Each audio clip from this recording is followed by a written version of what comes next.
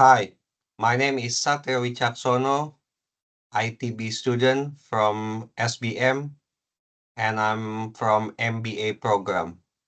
This is my midterm test for the economic and business landscape. The title is The Rise of Electric Vehicle in Indonesia, Economics and Environmental Implication. First, I would like to talk about the background. The rise of electrical vehicle in Indonesia is a significant development in the country transportation sector. This trend is driven by the increasing global awareness of the environmental impact of fossil fuel-based vehicle and the need for sustainable alternatives.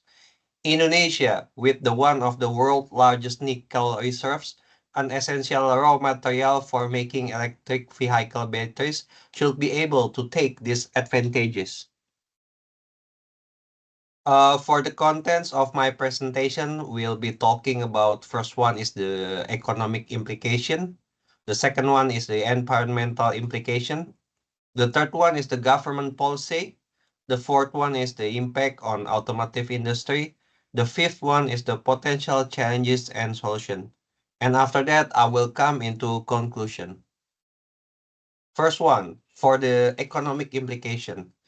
The production of electrical vehicle and batteries contribute significantly to the economy, adding 100.57 trillion to the GDP and creating over 500,000 jobs, with the environmental cost being a relatively minor increase in emission costs of about 2.23 trillion rupiah. And for the GDP growth and energy security, the electrification of the transport sector is projected to increase Indonesia GDP by 400 to 500 trillion by 2030. It will be enhancing energy security by reducing reliance on imported fuels and utilizing renewable energy resources. And for the industrial growth, the development of the EV industry promotes industrial growth and innovation, establishing a new business ecosystem ranging from battery manufacturing to service provision, thereby diversifying the economy and positioning in Indonesia to benefit from this emerging market. And also want to talk about the environmental implication. The first one is the reduction in GHG emission. EV significantly reduce the greenhouse gas emission, boosting energy efficiency rates of 60 to 75% compared to the just 12 to 30% for internal combustion engine vehicle.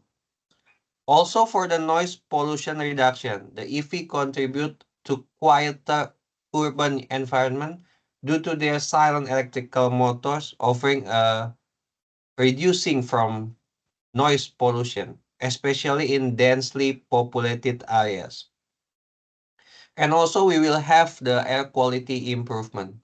The adoption of EV leads to better air quality in urban areas by lowering emission of nitrogen oxides, particulate matter, and volatile organic compounds, which adversely affect human health and environment. And lastly, for the energy security and resource conservation, transitioning to EV enhance Indonesia energy security by reducing oil import and encourage the conservation of natural resources through the use of domestic renewable energy resources. And I'd like to talk about the government policy. So the government policy is subsidize and conversion support. The government provide purchase subsidies for electrical and hybrid car, as well as electric motorbikes. It's also subsidized the conversion of combustion engine motorbike to electric. And also, we have the emission reduction target also. Under Indonesia nationally determined contribution, the goal is to have 1.8 million two-wheel electrical vehicle by 2025 and 13 million by 2030. And for four-wheel electrical vehicle or cars, the target is 0.4 million by 2025 and 2 million by 2030. and also the BEV acceleration program. Presidential Regulation number 55, year 2019 outlines the Battery Electric Vehicle Acceleration Program, serving as a roadmap to EV adoption and infrastructure development. And for the tax incentive and national strategy, tax incentives are offered to automakers investing in EV plants. And policy recommendations suggest creating EV penetration roadmaps, a national EV task force, and incentive for using rooftop solar at charging station. And we are moving to impact on the automotive industry. So the transition to electrical vehicle, the shift from internal combustion cars to battery electrical vehicle is leading to a reduction in the number of components used in car. Adoption by the component industry and potential disrupting the traditional gasoline vehicle industry. If there's a good, there's a bad. Supply chain disruption. The rise of electrical vehicle is causing the big disruption across the automotive industry supply chain, affecting the workforce, business process, and government policies.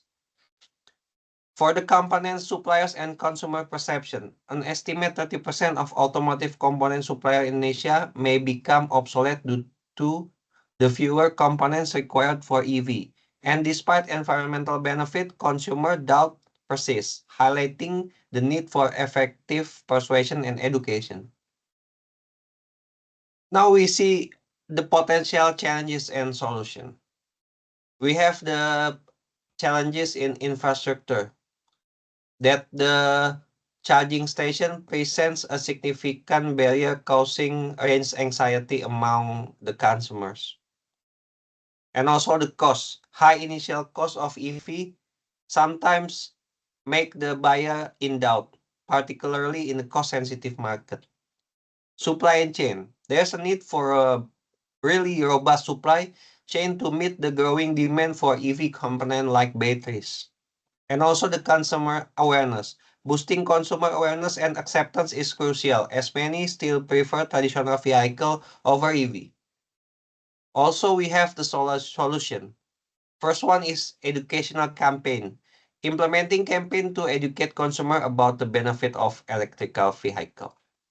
Local supply chain. Utilizing Indonesia's resources to develop local supply chain for EV components.